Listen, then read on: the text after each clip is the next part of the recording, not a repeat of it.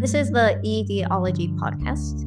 I am your host, Elka Kubaku, licensed social worker and psychotherapist. In this podcast, we explore divisive issues around food, health, and body image with the goal of mending relationships within the eating disorder recovery professional community and creating a space where a multiplicity of perspectives can coexist harmoniously. This podcast is uncensored and encompasses the political and ideological spectrum. If you believe something you hear is harmful or misinformed, please be respectful to the speaker. And also, feel free to reach out about recording another episode on the same topic from your vantage point. My hope is that if, as professionals, we can hold each other's stories with respect and compassion, we'll be better able to do so for our clients. Hi there, this is Elka with the Etiology Podcast. I'm picking back up after a couple of months away since I recently moved out of state with my family. It has been a busy time for me, and I'm glad to be back. In this episode, I have with me Dr. Marcia Nickow, and we are talking about anti-racism, DEI, and white privilege, all big topics today. Dr. Marcia shares how her upbringing as the child of Holocaust survivors influenced her interest in racial and historical trauma. She discusses how she approaches racially charged issues in therapeutic contexts, such as group therapy and clinician DEI groups. She also talks about what it is to be a white presenting clinician in DEI spaces. We talk through some difficult questions, some of which are my own questions, such as what does it mean to acknowledge white privilege as someone who has fair skin, but whose life story and history don't align with the archetype of the white oppressor. We also touch on the Israel-Gaza war and how each of us relate to it as two people who both hold a Jewish identity.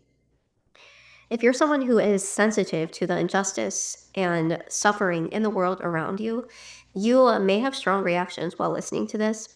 And those reactions are valuable. I really want to make space for meaningful conversation around them. In order to do this, I want to begin a new type of episode, which will be reaction episodes. These will be open to both clinicians and non-clinicians, and will focus on exploring listener reactions to concepts from prior episodes. Two notes on this are, number one, that we would explore personal story as it relates to the topic, rather than debating the truth or legitimacy of a particular position. This is true of every episode on this podcast. For example, if you are reacting to something that I said in this episode, rather than each of us bringing in proof and data to support our own positions, my goal would be to understand your story and the values, life experiences, and emotions that are contained within your reaction. My second note is that in order to keep this a safe space, one of my guiding principles is talk to me, not about me. And this applies both to myself and to the guests that I have on here. If you are responding to a point made by a prior guest who is not present, what we do is extract the concept you're reacting to and explore your response to that concept rather than critiquing the past guest.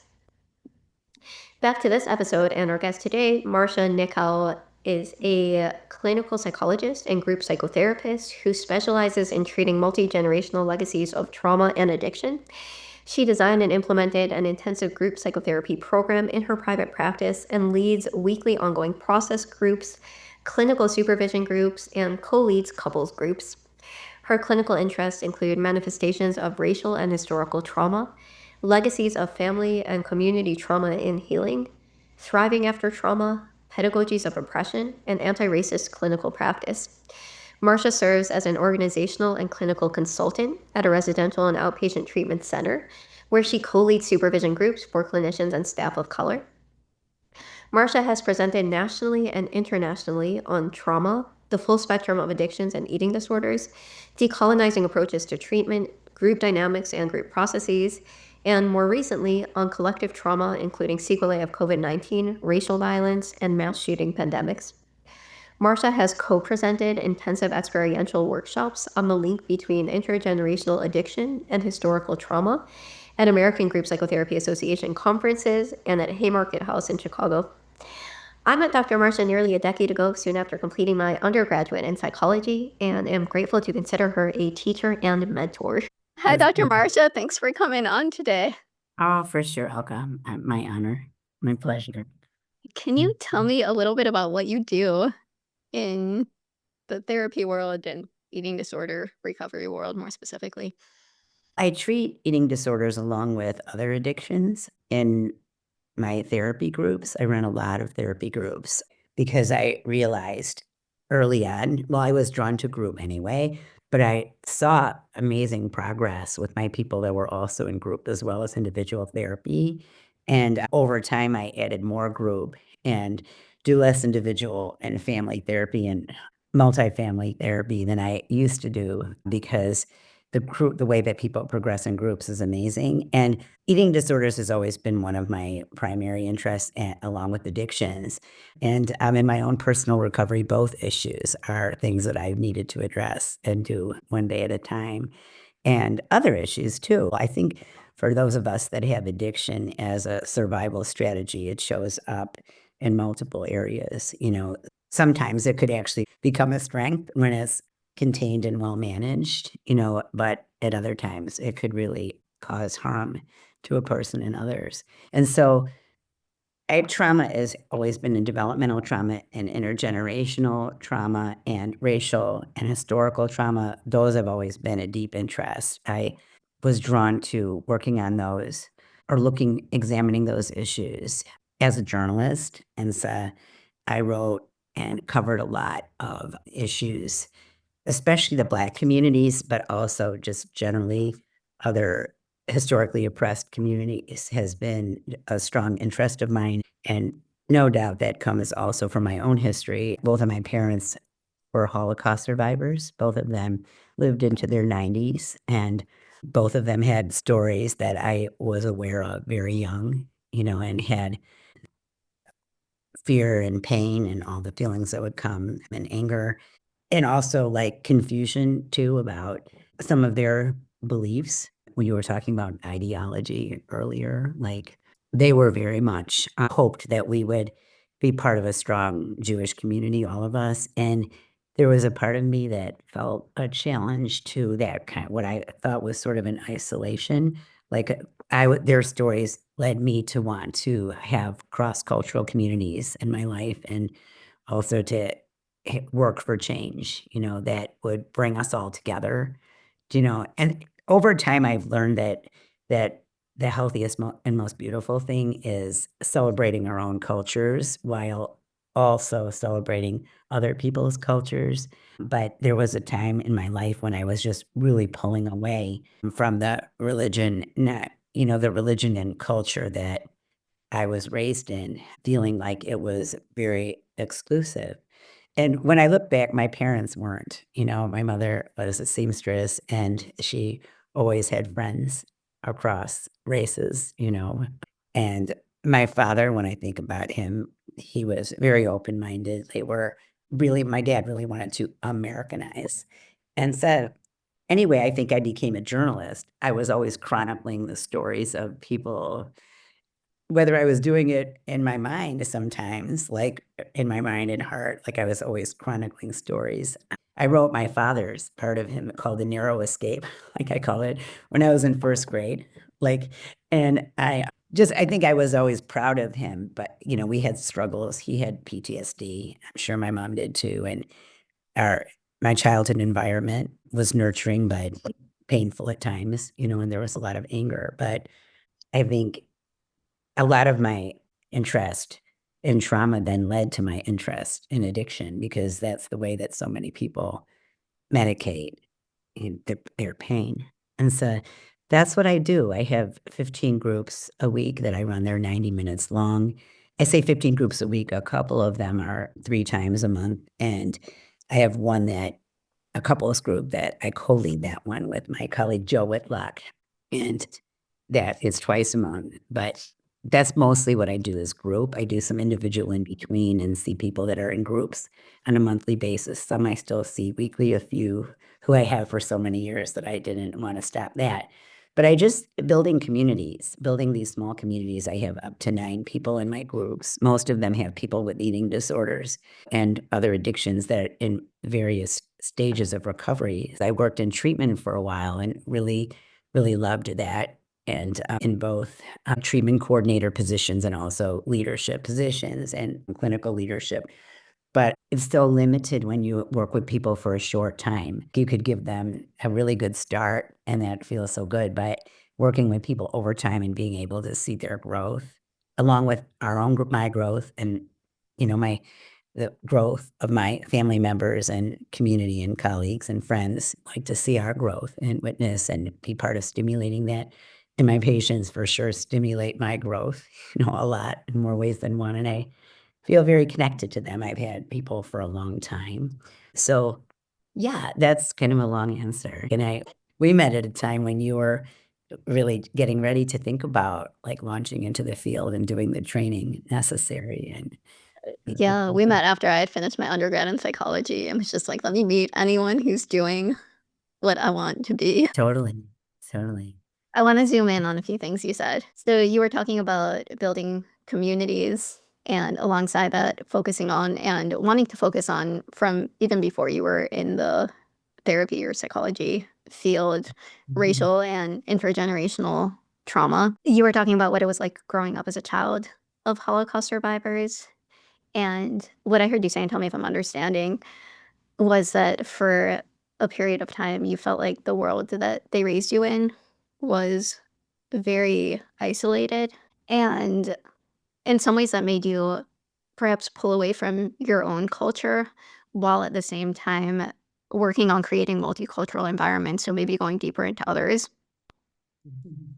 Yes. And so much of that resonates with my own experience just growing up in the Jewish community and in a very Orthodox Jewish community. I feel like I'm in some ways following your story, but a few decades earlier in it than you are now, meaning like things that you've maybe worked through for a long time and come out the other side. Like my community was legitimately pretty isolated, went to like a very small Jewish school. The people who I interacted with were basically all from my community. We only read Jewish books in my house, so I read like Holocaust memoirs and stories of pogroms in Eastern Europe. And so the story that was passed down to me was that the world doesn't like us very much, to put it gently, and very strong value for preserving our own culture and connecting to that. Yes. And I feel like I'm also in that space of wanting to connect to other stories and a little bit of a complicated relationship with my own. You had started to say that when you were a journalist, you were covering stories of Black communities or different. Can you tell me a little bit about what that work was and how it moved with you into the therapy world? Yeah, like, I was remembering things, like, even as you were talking too, I was remembering more about that with my parents and how I felt, and I'll say one story about that. The things that didn't resonate with me was if my parents had an attitude, about Jewish people being better than another culture, or it felt like that, I was really sensitive to that and just I didn't get it. I was really little. I remember this. I was just really little because I was like, "Wow, I heard these stories about you being called such terrible names." Like, it made me feel terrible for them to, like, dirty Jew, the things just to name one of them, and I couldn't understand how they could then think about the Jewish people as better when that was what was they suffered from as well, and there's something you said that just added a piece of understanding to that, about preservation. Like, I'm sure I knew that on some level, but it hit me in a deeper way. So, when I was working as a journalist, I was just really drawn to police reporting, and I worked in communities with a few communities like Oak Park, Evanston, Racine, Wisconsin, smaller communities that were very multiracial, and the same patterns would emerge of everything being even news, even what's decided as newsworthy and what page something is placed on or how important or whether it even makes the newspaper has so much to do with systemic racism, in a white-centered world. And it was really difficult, to fight systems, and I would push the limits. And so I would spend a lot of time, like, I remember in 2 communities, like, with street gangs, like, there was just a lot of hidden stuff, and I could see from the police stories that, for example, in Evanston, gangs were forming. There was a process with gangs forming, and the kind of things that city officials would say and police leadership, it would always seem to deny it. And like, I just started going to, when I started working that beat, like I started going to the addresses of people that were arrested for violent crimes or, even possession of a gun, weapons related incidents to see if I could find out from the people arrested what was really going on. Instead, that I built a network, a street network that I learned so much from. Like I learned just how scapegoated, people are, in poverty and in America that, like where, clearly more opportunities are available to white and there's white skin privilege, and that how just how much it takes really for people to transcend the struggles and even the kinds of things that families do to survive and have to do to take care of their children or, the street economies and all of that. And I just remember one of the things that struck me so much about the young people is that they didn't see another opportunity for them, but they actually wanted, they wanted something different. There was like a buy-in into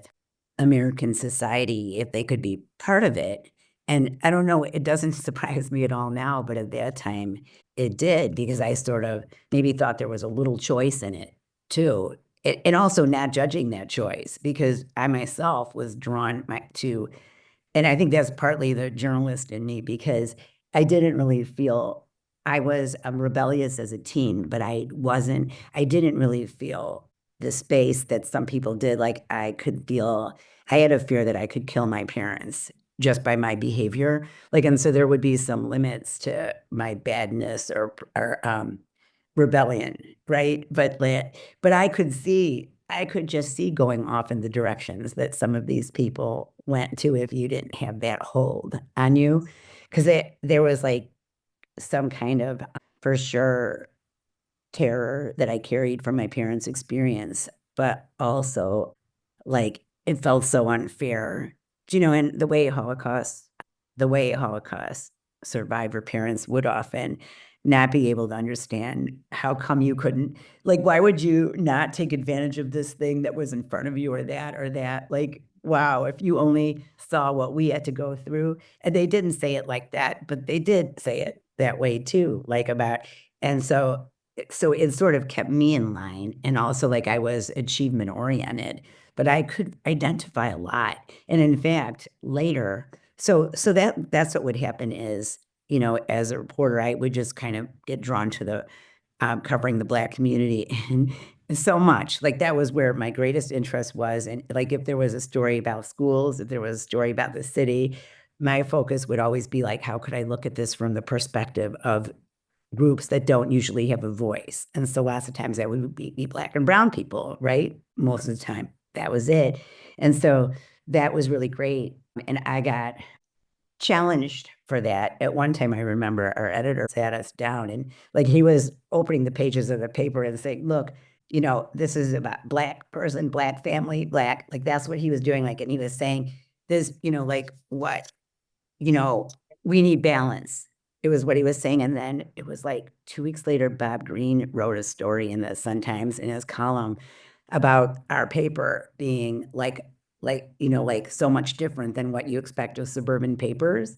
And that was sort of like a save the day kind of thing for me, because then he was interviewed, the editor was interviewed, and he was, like sort of, yeah, we're doing this and that and that. But meanwhile, behind the scenes, like I felt reprimanded, Bob felt reprimanded, but we were trying to really be a paper that served the community.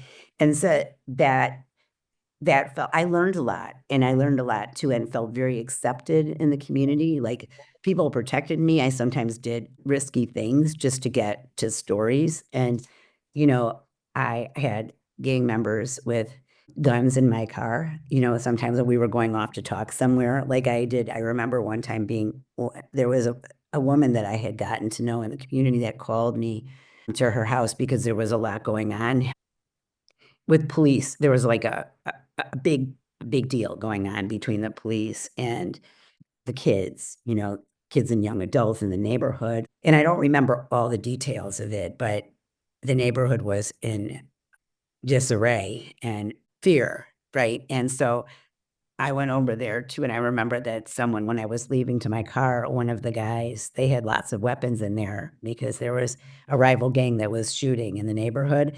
And so he walked me out, protecting me with his firearm. When that felt, I was just remembering that. I'm just remembering the other times that I was in the streets when people protected me there. I got to know the communities and met just beautiful people. And, it just brought up the whole horrors of systemic racism. I got to know a lot of people in the community leaders that were speaking to it and had maybe been some of them had been part of the civil rights movement and connected with the Black Panthers. And I learned a lot. I learned from people, like, their own stories and perspectives. And I remember one of the guys was really challenging white liberal views. And I learned this opened my eyes too, in speaking about how that he felt more trust for people that were right out there with their views than those who hide them and hold them back and sort of become do-gooders. And so it opened up my eyes too to other perspectives, and to who's for real, who's for not, am I for real, and how, and what growth do I need? And with the police department too, there was a few people that were just really good human beings on the police force. Just being able to see people and how people care. I had just the Martin Luther King's I Have a Dream speech that had a lot of impact on me. And when I was raising my kids, I did what I could to expose them to people from different cultures. I felt that I think there's so much more. There's always so much more I could have done. But anyway, to answer your question, I learned a lot. I kind of just submerged myself in getting to know the people in the community. And that was an amazing experience. And then there was a time when it was I really, really enjoyed that when I left the paper in Evanston. I knew that I was at risk of getting fired because the advertisers were complaining a lot about my stuff was the stuff that was mostly getting, and I went to Racine, Wisconsin, where there was a really strong city editor and also encouraged that kind of coverage. And then when I left journalism, it was shortly after he got fired, an editor that I really loved in Racine, Wisconsin, that was supportive. And he went to a paper that I almost would have followed him, to, but it didn't make any sense with my life being in Chicago and having a family here. But he went to a place in Connecticut, but I stayed on for a little bit. And when I think about the change that we have today, if we think about especially from the Obama administration to the Trump administration, that's how journalism felt to me at that point. I was trained in the post-Watergate era and encouraged to crusade for truth.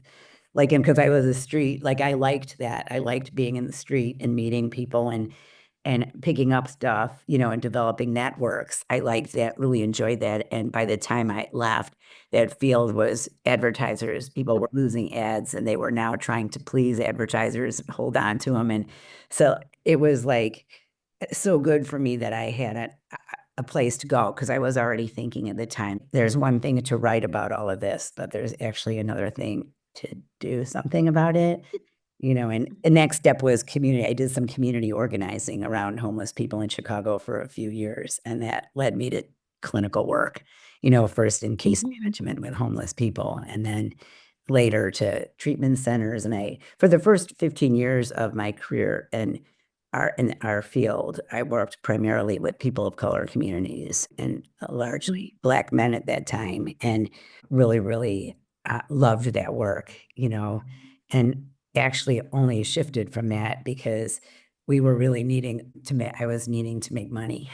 My husband and I really needed to make some good money, send our kids to college, and that was when I ended up at a treatment center in the clinical director role. But my heart is still very much with, working with people of color populations, working across race. And I've learned a lot more in recent times, post George Floyd, just about whiteness and white skin privilege, and see more. As a journalist, people just because they saw my work, because you could tell where this person's heart is. And so I was very much invited into the circles of people of color. And I think is a different, and I feel grateful, and I think that that is a big part. There are a lot of open hearts. To me, I've experienced that more in people of color communities than in white communities. But I've realized too that part of my work is around whiteness, not only always discovering my own and where it lies, where white racism sits inside of me from what was put in us from the culture, and a continual process of discovering that and also working with white people. And so I have done in recent years organizational work, and my main role, like in the treatment center that you had worked at as well, right now is with the program Anti-Racist Clinical Practice and in providing training for that and co-leading affinity groups. Like I lead with my colleague Joe, we form a multiracial team to lead the people of color staff affinity group, which we call BIPOC supervision group.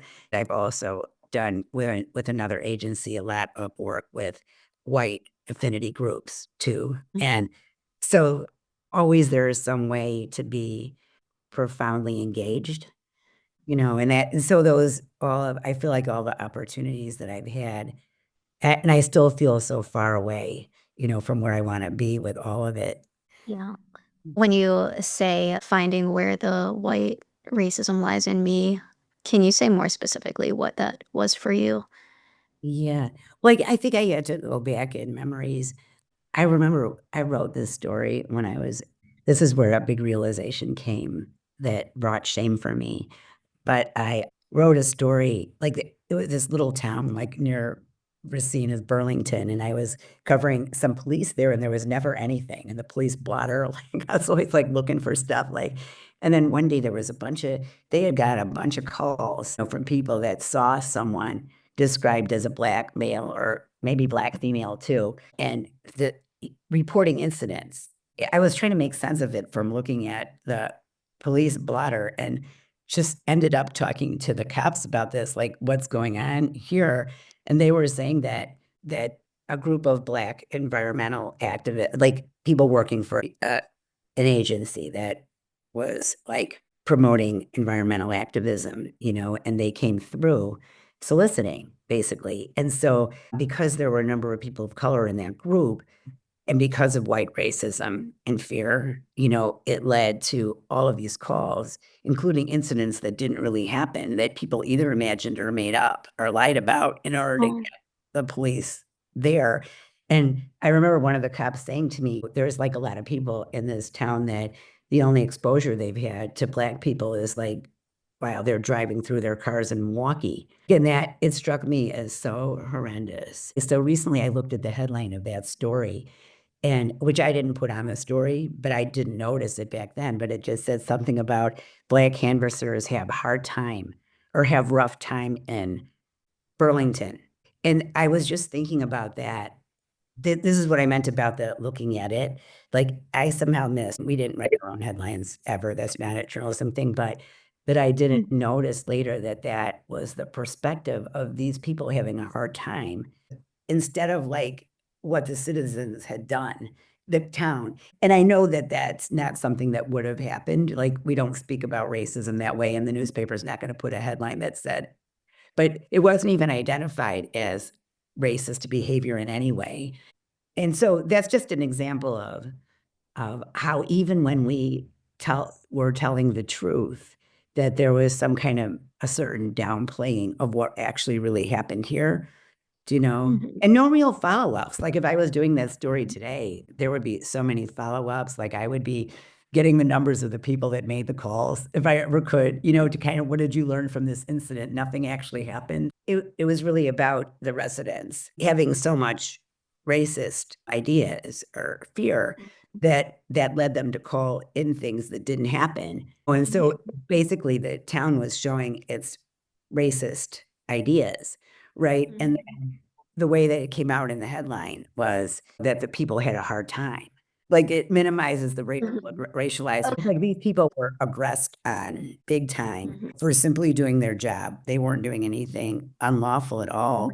And a terror. ran through the community. At least that's how Mhm. the police had seen it. What had happened is that they got afraid. And so this reminded me about a time, and that's what I was going to tell you, a shameful experience, like when I was a young person and I got afraid because in our little block in Skokie, where I grew up, there was like a car full of young Black people that were driving in front, and I wasn't really used to it at that time. Like, our community was very white. I mean, it was mixed. Now, people think of Skokie as a Jewish community, it's associated with that, but we had a lot of variations on the block of, religious and cultural representation, but not people of color. And I was a kid, and so that I just remembered back then that I had been afraid because I was feeling judgmental of the people in Burlington, who reacted like that, then remembered that at age 8 or whatever it was that I felt afraid. And I think they were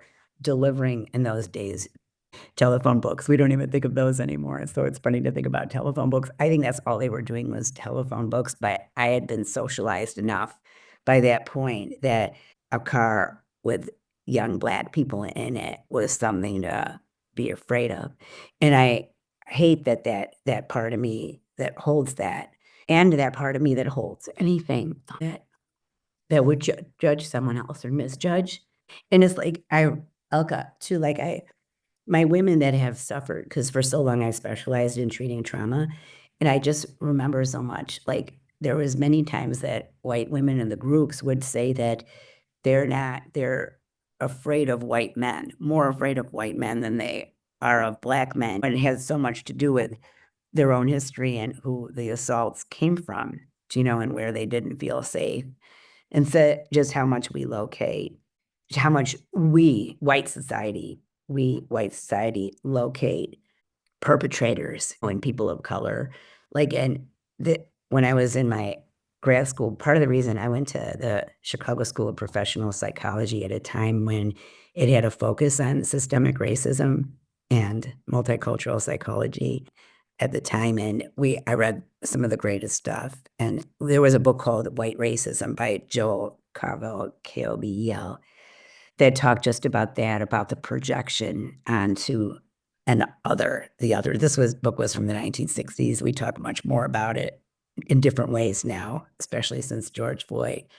But like, those are the things that have, like, that experiences with people have impacted me. And I just think because our culture is so divided, like in so many ways, that it's really hard to have experiences, cross-racial experiences, without really working to get them. There is something when you're talking about the role of fear and when you talk about the groups that you've led with trauma survivors of white women who are more afraid, let's say, of white men, and also the ways that fear gets projected on different groups of people. I'm thinking about something that I remember actually when I was in observing mode in one of the groups that you had led. And I remember you talking about when racial aggressions come up, addressing it in a way that allows for conversation and that allows also for honest sharing in terms of what was going on for the person who, let's say, was the aggressor, if you want to call it that, Yeah. but looking at a little bit of what's underneath it. And that's what I feel like is really important now and feels like it's getting harder to do. Can you speak a little bit to when you do witness in a therapy context or in some of the groups that you're leading, some of the ways that prejudice or racial aggressions are communicated, how you move through that in a way that goes deeper into the person rather than just shuts it down? Because that's where I feel like we also start to get a lot of pushback. Yeah, totally. No, right, because I think what you're alluding to is, I'm thinking cancel culture, because I don't think we learn anything by shutting down conversations or even staying. Mhm. I don't like the superficial focus on that.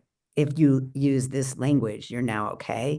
Yep. Which is like, and if you use that, I'm woke, like that kind of stuff. So I feel like that it's more of like about, for me, if we realize that on a systemic level, we've all been drenched with white supremacy and make people hopefully are having, I know the younger people these days are having different experiences, but in my era and most of the generations following, we pretty much have taught history in the same way, like have been white centered in all of our teaching, like families have been white centered and, oftentimes people of color families, especially in neighborhoods that are white and white centered have had to fit in and help protect the kids and with the talk and things like that. And not that the talk doesn't have to happen in all neighborhoods, right?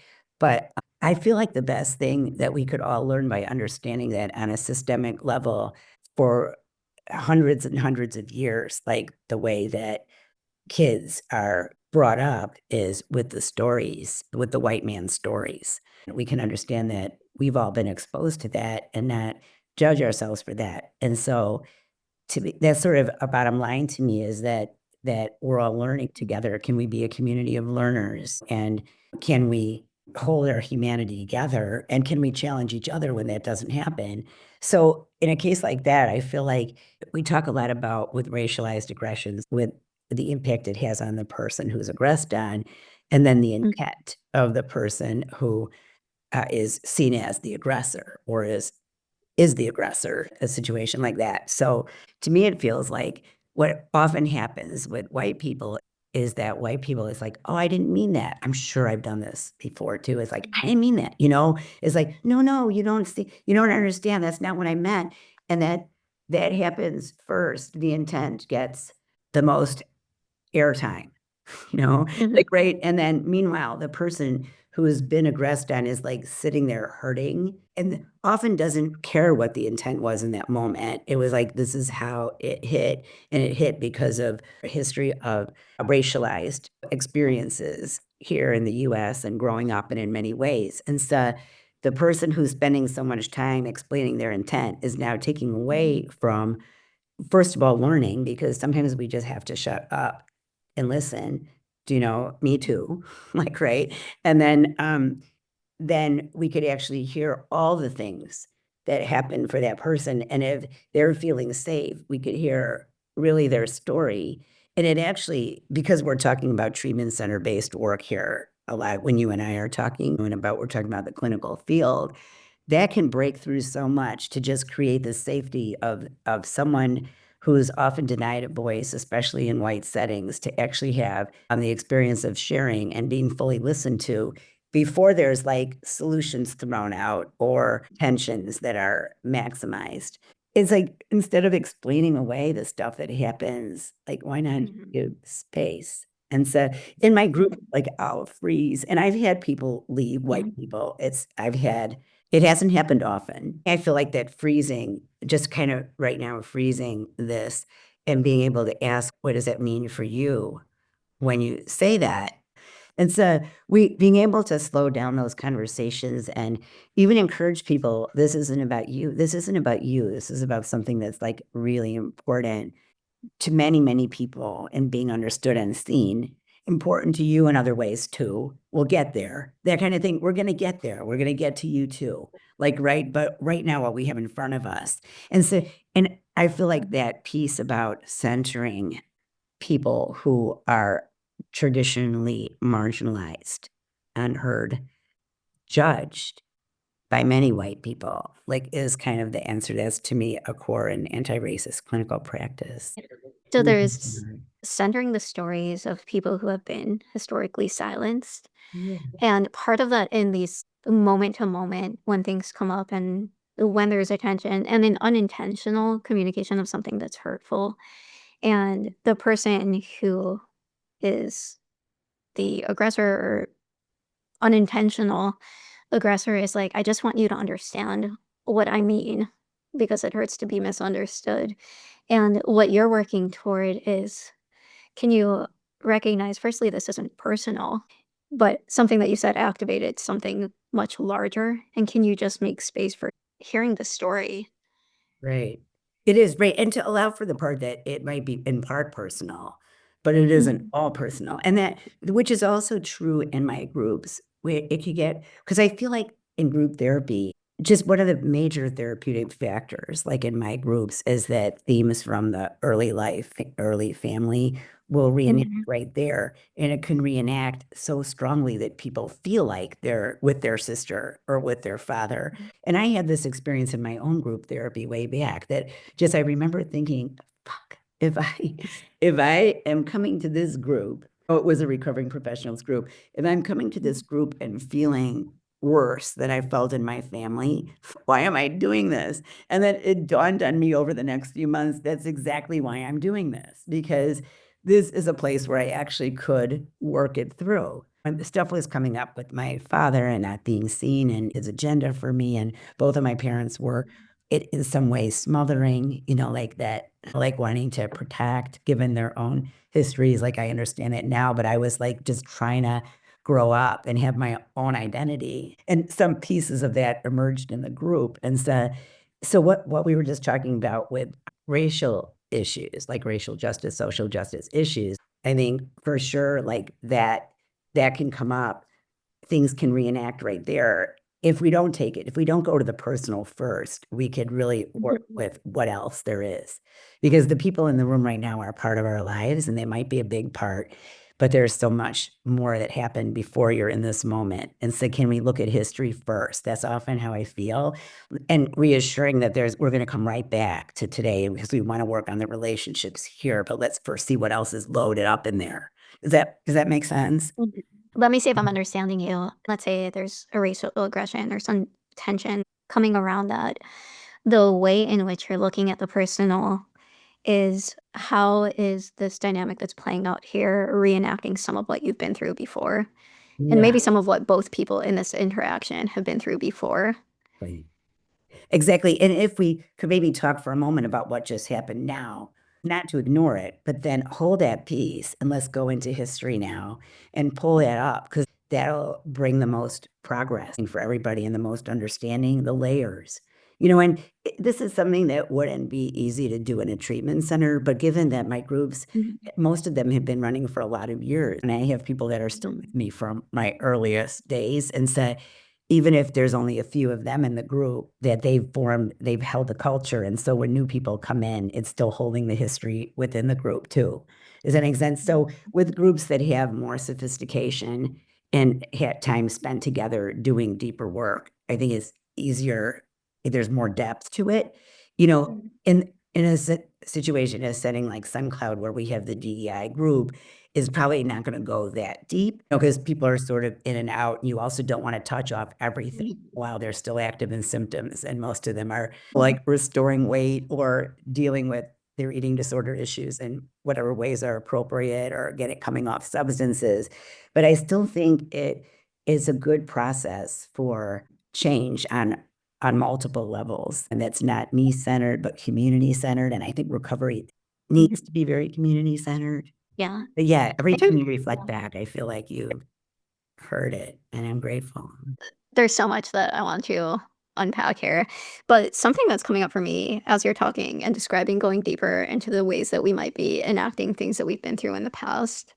One that I've seen come up a lot and that I feel like gets lost in a lot of the way that we label things, like when somebody says something and we're just like, okay, microaggression, move on, is that sometimes there is more of a clash between cultures that maybe in some ways is a little bit more bidirectional than aggressor aggressor Yeah. kind of thing. And more specifically, what I've seen is in cultures where respect is essential to survival and fighting back is essential to survival, conflicting with people who come from cultures where when we're afraid, we run away. So, what I've seen happen is that cultures that are more direct in communication tend more toward fight and the fight or flight. There will be something triggering or activating, and they'll respond in a way that is more direct, maybe can feel more forceful. And then people who are from a culture that is terrified of that, or maybe I've even seen people who have been victims of violence in the past. So they just get really afraid and withdraw, which triggers not feeling heard. And so there's more of a tension between the different ways that we communicate, and more specifically, the different ways that we respond to stress. Don't like, and I love how you said that. I love how you said that, and I only just wanna add that I think there's more differences, even though those are real truths. I feel like I found that there's more differences within the cultures than between. Mhm. You know, Yeah. like, especially because of people have different ways of responding to trauma, and I've also, in environments like SunCloud, just how often I think the clinicians are doing better and learning more because this doesn't happen as often as it used to, where, someone would experience the projection of an angry Black woman, like, or angry Mhm. Black man, like, that Yeah. story used to come up a lot, and I think people are more aware of, like, the stereotype projections that white people tend to do. If we take Mhm. that out, I think there is some truth about the directness that cultures have, and yet that is mediated by a white-centered environment where they might not feel. Because even some people don't join the BIPOC groups, and there's someone that would say, like, "Why would I do that? I've been white passing my whole life." It's someone that raised in an adoptive family, and so there's people, if we were to look at cultures and just ways of being in the culture, like more authentic, more spontaneous, more out there with emotion. There's all these other factors mediating it. And so does that make sense? So it's good to know those things. I love the idea though of thinking of it as bidirectional. Because I'm hoping that that's where we could go, like, when some of the Mhm. aggressions, when people learn more, when white clinicians, for example, are learning more about the way that they impact people of color, if they haven't had those exposures already, where a Yeah. lot haven't, and that they learn that the whole aggressions, like, those can be managed before they even happen. Lots of times in a group, you can almost see where it's going. Like, and before it goes there, like that, if you sort of see, like, sort of a little bit of a subgroup going, you could stop it right there and say, "Okay, but can you be real transparent right now about what thought you just had?"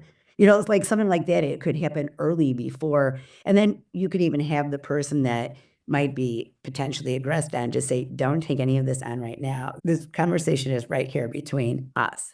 Does that make sense? I'm trying to play this out in my mind. Yeah. Because what I was gonna say is that in connection with what you were saying about the bidirectional, that's where I was going with it, is that I think one's racialized aggressions with white clinicians, all clinicians learning more about anti-racist clinical practice and what ways that we could be so aware and that it could get deeply embedded, that I think most of it can become more bidirectional, like about with two people, what did you just experience? And there doesn't have to be like you brought up, like there's someone that aggressed and someone that felt victimized, because that also brings a lot of dichotomies that are disempowering. It's a certain kind of social justice and racial justice that's more deeply embedded and spoken to directly as to even what the intervention is about. Like that's what I'm thinking, because it could be like, yeah, like it could even be explaining in those moments that right now everybody is holding a lot of history right now, and in Mhm. some ways there's contradictions within us and conflict between us. Yeah. What take it, even sort of slowing it down to like how to ground right now. How to Mhm. ground right now so that we could have an intimate conversation. Like, right? That's what I'm Yeah. thinking of. Yeah. It's so difficult. So if I were to play out a conversation like you're describing, where Mhm. somebody's coming in with, let's say, a very strong political statement that will shut down somebody else in the group and shut down something of the other person that is very core to their identity. You know this person already, so you can see it starting, Yes. or you've seen this dynamic before, so you can see it starting to head in that direction. So you might pause and just be like, there's something really big, really historically loaded coming up now. Can we just pause for a moment and slow it down and Yeah. get in touch with ourselves? And then maybe start to look at some of people's histories and what they've been through that are feeding Yeah. into their positions. Yeah, and I've had groups that go that way, and then the next 3 groups are really about that. like not just the one group, but the next three. And then slowly, it might not even come back then unless I bring it up, the actual conflict that is still brewing. Do you know? And then if that happens, I would say, let's go back a few weeks ago that, like that we did some work around this. Like, I'm wondering now, because we sort of went off into our own stories and histories, like, how are the relationships in the group impacted right now by what came up? And so like it sort of brings it back to the here and now, but we went to when we think about it, it's not really there and then because we hold it in the here and now. It's just not always talked about. There's something coming up for me that you had touched on the last time we spoke, and I'm sure you've encountered this a million times. But when I hear sort of recognizing your own whiteness or language around that, what comes up for me, and I think you and I are different in the way that we see our Jewishness in this way, but I don't really experience myself as white. I experience myself as Jewish. And at the same time, like you're describing, I've benefited from being fair skinned. I don't see myself as black or brown either. And I know that I haven't had those experiences that people in those groups had and can approach with that kind of humility and respect. And at the same time, when I hear language around discovering your own whiteness, what comes up for me is that I feel like I'm being cast in a role that feels very out of touch with what I've been through and what's been passed down to me. Yes. I had experiences like that too. Mhm. Um, so I hear you totally. Like I think that was a younger part of me, an Mhm. earlier part of me. And I think it was because there's a truth that I still hold strongly that merges with yours and that is very aligned. And another understanding around impact. Do you know, like the impact, and also just aware that my parents didn't have anything when they came here. My father had lost almost his whole family, and they met. My mom was in a displaced persons camp, and my father had managed to get some housing via a Jewish organization before they came over here. And I realized that when I was working with homeless people, it suddenly hit me. My mom was homeless. My parents are really homeless. I think that my identification is so strong with immigrant culture, maybe even more than Jewish. And a reason for that is because we grew up in Skokie, which is known to have had a strong Holocaust survivor community, but I didn't know any Holocaust survivors till I went to college in Madison, University of Wisconsin, Madison. And I just happened to really be drawn to this woman who was a little older than me. And she was from a Holocaust survivor family. And I love this woman. She's in New York now, and we're not in much touch. But like, so that I think I had the immigrant culture identification. Jewish also, but because I had the mixed feelings about what it means to be Jewish and shame about it too, internalized anti-Semitic feelings. Like all of that was a blend of things for me, and still so much appreciation for my Holocaust survivor family that we had extended family in New York. It was like there was something about the immigrant Jewish people that I felt very connected to, but not so much the people from our synagogue. And my dad was always trying to Americanize us. And I think something similar happened. But what the place about the whiteness too, because I relate to you, and how I see myself as white is when I see myself through the eyes of people of color. Do you know what I'm saying? Maybe we aren't in the core so different, but that as I realize that that's what I am first, I might be Jewish as well. I think I am both, Jewish and white, but it's the whiteness part of me that helps me. Like if I'm aware of that whiteness, it helps me be aware of who else I might represent. And it actually, I think, is separate. Like I think that I could represent Jewish people that are both kind and helpful and loving and also have perpetrated, like both different experiences, not necessarily even in the same people, but that I also represent the white oppressor. And so I think it's in that piece. I'm with you in that I don't wanna, or I wanna, you might have a more coherent sense of Jewish identity than mine. I think mine has been a struggle, the coherence of it, because I came around through even recognizing and owning I'm Jewish. Part of the help I had with that was I remember just experiencing a Black person that made negative comments about Black people in general, and that it hurt. It hurt like a piercing hurt that I felt, and then I'm like, "Well, how am I different?" Like there was another thing like, do I do that too? You know? And part to my father, because my parents didn't have money and tried to get in a community where there was a little bit of affluence. And so my dad ended up getting a cleaning store and his customers were like mean. And also he got rejected by his American Jewish family in Chicago that he didn't know, but that Chicago was the only place he could go because he had family here and what you had to have, like you had to go somewhere. I know I'm being really confusing because it's new territory for me to be talking about this because I'm realizing where a lot of the mixed feelings came from and some of Yeah. he had to find his way. And he also was hard and painful for me to be around sometimes because I always just felt like I was supposed to fix something for him or be someone that wasn't Mhm. necessarily me. So I guess my Jewish identity is still complicated. And I don't think if I don't own the whiteness that's in me and the Jewishness that's in me, I feel like my presence with others is dishonest. And so those things are both processes.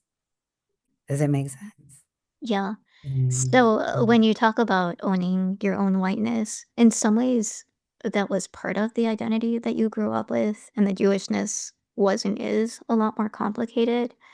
And Mhm. the other piece of it is like owning whiteness, and this is something that maybe I can take with me, is also recognizing that this is who I might be representing to someone who's from a black and brown community, and have seen people who look like me in the role of oppressor.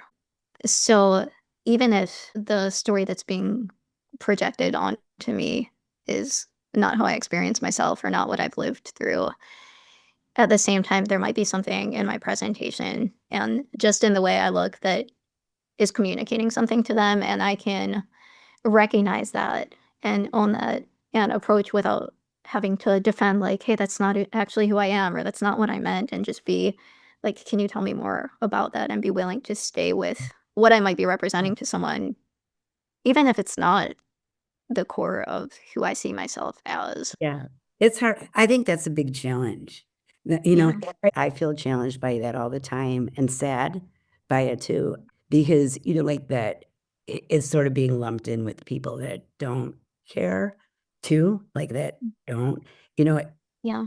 and so like I felt sad about that and still like that it's just a deeper reality. And what I was going to say, I think is the example that helps me is that I know that my parents coming here with nothing were able to build something and build some generational wealth. Mhm. That to me is the white skin privilege that so many people have, not everyone, but is so much more frequent for people from various white communities to have that ability. And I saw them work really, really hard. So it's not that they didn't earn their way, but like I Yeah. had Jewish relatives that when I worked with homeless people and they were mostly black men. And I had a cousin that said, "Well, why don't they just get a job?" And like that, Mhm. and that's hard. Yeah. That's the other piece of recognizing white privilege. Uh, Even as someone who doesn't identify myself as white or doesn't identify with white culture, is being able to recognize that the things I have, or even the things that I wasn't given, but I'm able to build, other people might not be able to, not because there's a personal failing, but because of the systems that won't give them space for that, or that are still very actively discriminating based on skin color.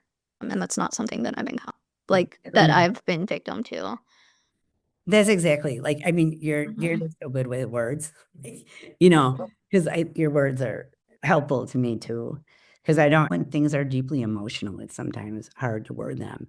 Because I Yeah. think that there's a lot of loss and a lot of gain then for me in owning the whiteness, and I didn't really feel like I had to do that for a very long time. Like, I was almost seen as I remember thinking just in school, the silly things that they say to do, which isn't so silly, but I was working with in a halfway house. Like, I loved it. This job was it was all men and mostly men of color. And I remember just having been told a lot to check in with people when you're working cross-culturally about how they experience you working with a white person, and I remember I decided to do it, like, just and the guy, like, he just came back and he said, "What? I don't think of you as a white person. I thought you were Mexican or something." Like, and then we just went right on, like, it was irrelevant, and then I had someone at the VA that I was working with deeply in training, and it's just like he had an incredible story, and it was a lot of addiction, and they didn't really have someone working with him. I was in training, but I got to work with him around addiction and trauma, and I remember he said one day, he said to me, "You be black?" Like he thought I was black, and and I think it was because of the alignment, that I had and the questions that I asked. It was more interested. I loved that piece that can meet someone heart to heart without race being an issue, but it just, I think, is an issue more and more, and Yeah. especially, I think, in recent times. I don't think I could be effective co-leading the BIPOC supervision crew if I Yeah. didn't own my whiteness and Jewish, you know? A personal narrative fits yours more if it doesn't take into account the impact on others. Yeah, I can definitely see that, and I can for sure see people of color being a little bit more apprehensive of me because of my skin tone, especially if I was in the kind of position that you are, like, leading a group, because there is a strong and very valid movement toward let our voices be heard and given by people who are like us, rather than somebody else trying to tell our story. Totally. So I can definitely see where that would play out and be important to acknowledge and own. Yeah, and I think especially in today's climate, and like with what you said too, I think it was like the civil rights movement, I think was just like the melding of people, Jewish included, Jewish, white, and black people like that. It's like we're together, but then there was some separate groups too, like it all worked well together. But I think today that most of empowerment approaches that are like available are sort of like helping people to own their blackness, recover from the internalized inferiority. What place you might really like this? Oh, I'm gonna email it to you, but the People's Institute for Survival and Beyond, I'm always talking about that, so you might have heard it. It's the People's Institute for Survival and Beyond has like 3-day workshops that are sort of like community organizing type of workshops and advocacy. And it shows really how they take it down to like a blue collar construction mindset of how racism was constructed in the US and abroad, but it's mostly US, which is really, really helpful in terms of seeing that with legal system, what the motivations were at certain times, which then shows us how it could be deconstructed, because we could see it all having been something that was done, that was a lot of manipulations, for lack of a better word. Well, it is actually a good word, for the benefit of white people. And so those in those kinds of workshops that oftentimes there is like a division, like it's sort of like, what do you value about being white? For the white people, what do you value about being a person of color? Which whatever. And sometimes if there's a lot of people, it'll break down further, like Asian or like Latinx. But, like, one of the things that I've noticed, I went to about 4 of these weekend, Zooms, and I'm gonna do another one that I'm gonna send you just in case you're interested. But what I've noticed there is that people, a lot of the white people, like, the things that they'll say they value about being white is, like, "I don't have to worry about my kid being stopped by the police." The things that come up there tend to be about privilege and being grateful for it and being honest about that. But and then the people of color communities, there's like this holiday celebration or this, like there's like more humanity that shows up on that board. You know, we talk about people of culture. I think for Jewish communities that there is a lot of that as well. But it also is maybe part of those things that have that kind of understanding of how to deconstruct, that you can sort of hover. And so for me, the whiteness part of me, I think of mostly as white skin privilege. And remember, were we reading this book? Oh, do you remember when at that time in DEI, were we reading the book called My Grandmother's Hands by Resma Menachem? And I don't think I was there. So that there's a lot there about white body, just like about very, very open-minded view of how white systemic racism was constructed and how it hurts all of us. Do you know, and so that's sort of the other piece that I think is so important is that to me, I feel like that we're all hurt by this. Like, it's created divisions in society that makes people segregate, that takes things away from people who deserve it and gives it to people who might deserve it or might not, but it's like unfair the way that resources are distributed, so grossly unfair, like horrendously, that you could see families die and communities die because of lack of resources, like, right? And I think we could see that the unfairness of that and recovering from that creates a human family that to me is really relates to like war too, which has been another issue for me because my family is very, and my daughter-in-law is Palestinian and Ecuadorian, and my son-in-law is Filipino, and I'm so grateful they have that, that I wanted a multicultural family so much. Told me about the early peace, and that just sort of landed for me.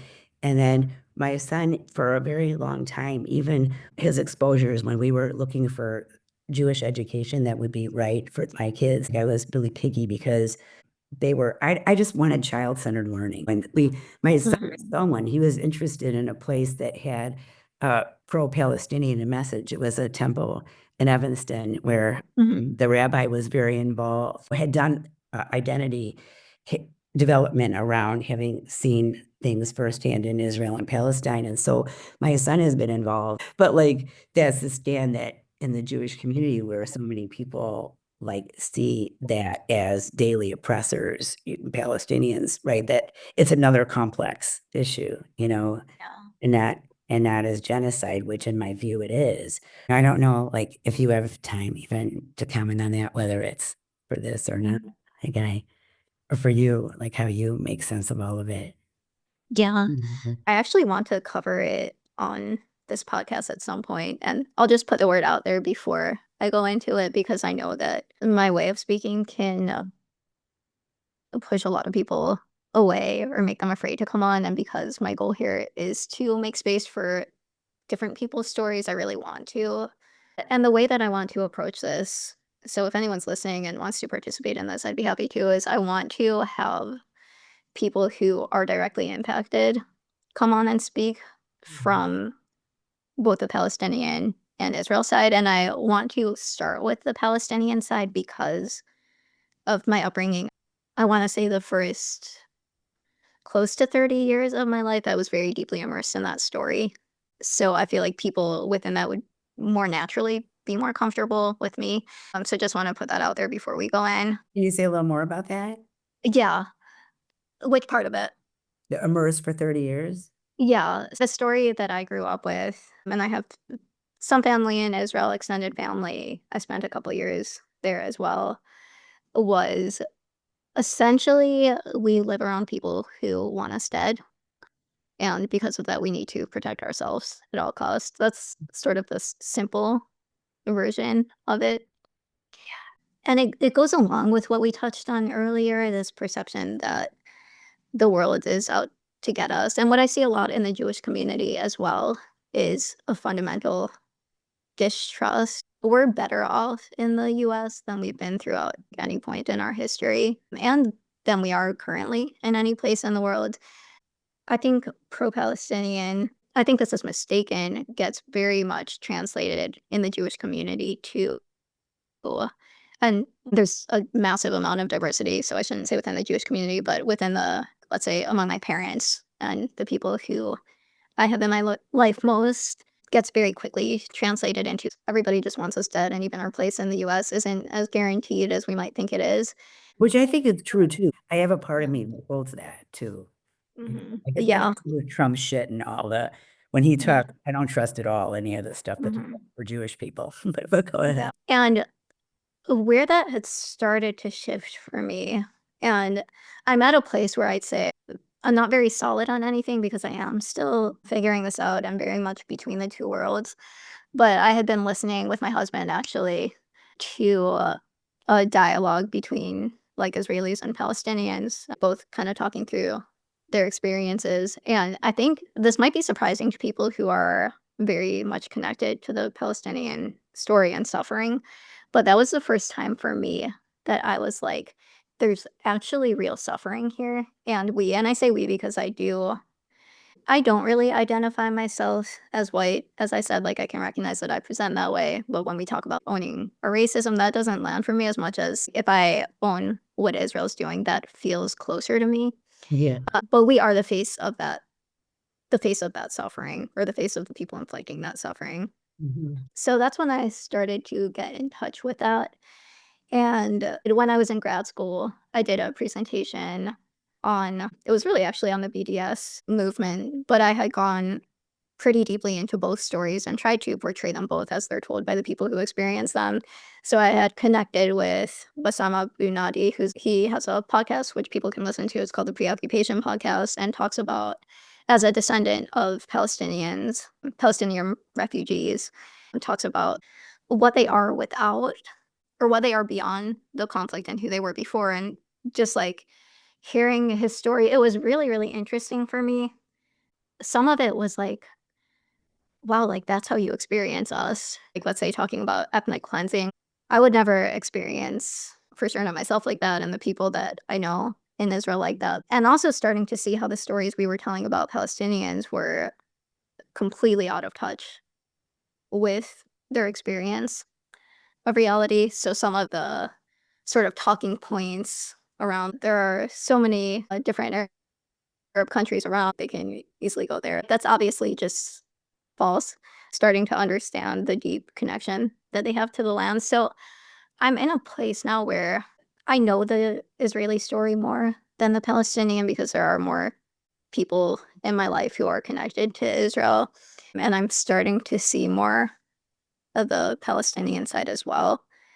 I'm impressed too that your husband joins you in listening. I feel like that a lot of families are divided on the Palestinian issue. Like a lot of Jewish Yeah, families are, in that you for sure. you are learning together, kind of are learning and growing and deciding and figuring out where you stand. Yeah. I also feel like when we get into the like larger systemic issues, that feels kind of beyond me. It feels almost arrogant, and I feel like a lot of people in the US are very quick to kind of jump in with solutions or like what should be done.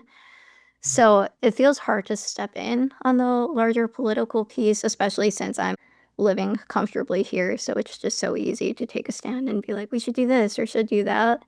And at the same time, I don't want to be justifying the murder of a child and Yeah. all the people who are losing their lives. Totally. No, it's a tough one. I mean, when I was young, we had some family in Israel, and I still have some family in Israel. Mhm. I am, like some of my Yeah. Holocaust family that we aren't that close to, but kind of grew up with, Mhm. and they all have kids now and stuff. And so, no, it's an issue that I have a harder time in group with. And that issue comes up in group, it's a little harder. The only other thing I was thinking about was that when I was young in Hebrew school, they weren't talking about the Holocaust. So it's American Jews, and we're learning, and there's the Israeli map and a pointer.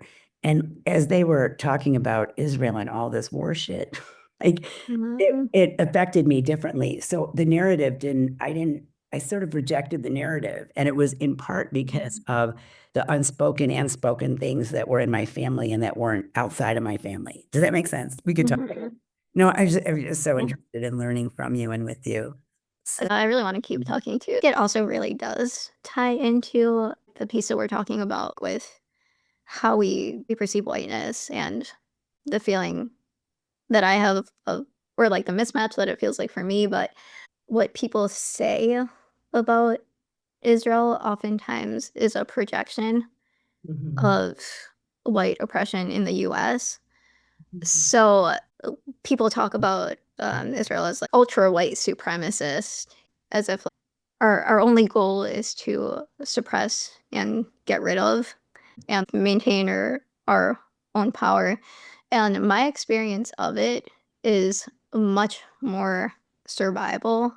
And the story behind it, as I've seen it, is much more of like, we don't have anywhere else to go. We might be comfortable here now, but there's not a strong faith that that's going to last. yeah.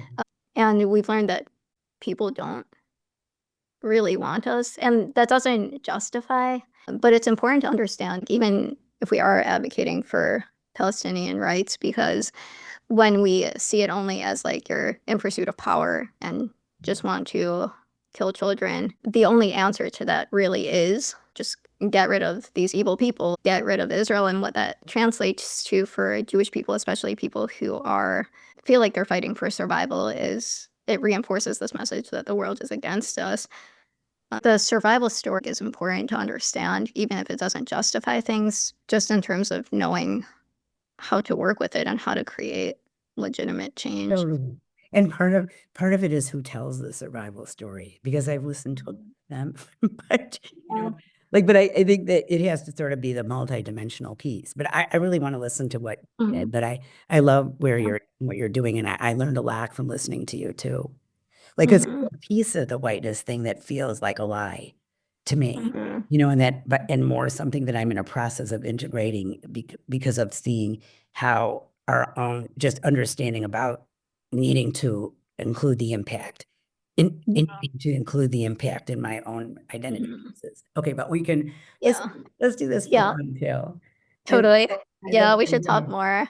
I'm And so I feel like I've also learned from you just in terms of where it can be helpful to identify the whiteness or even acknowledge the way that my presentation or the way that my appearance might impact people or be perceived by people, and the space where it might be okay to just move with that rather than having to be Yeah, like, but I'm realizing too that there's a discomfort I have with, so it has to evolve. mhm. Could talk about, Okay. I'd love to talk about it. Yeah. Let's figure out. Thank you so much.